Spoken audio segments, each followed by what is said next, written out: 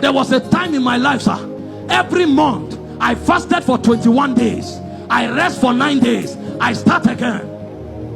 I did that on the 6th month, sir. I laid down praying. The wall of my room opened. A being came out naked.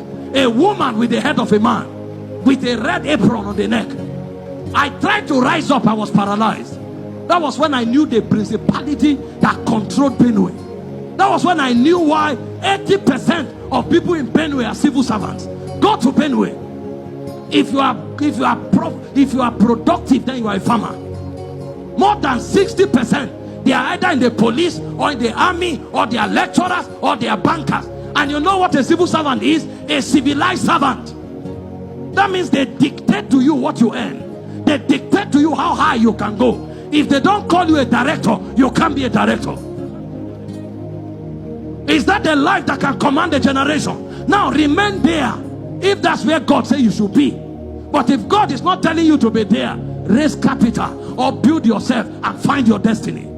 That's why after 35 years, the biggest achievement is one bungalow. When there are generations to take. When I saw that prince, I knew why men were backward.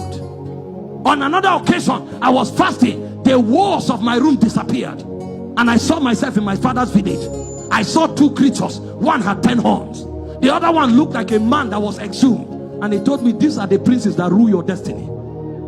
He said their power is immorality, lying, pride, and drunkenness. If you do any of those things, if you like, kill yourself with revelation, you will go nowhere. You are under their government. Because whenever you yield yourself servant to obey, the servant of him you are, whom you have obeyed. Guess what?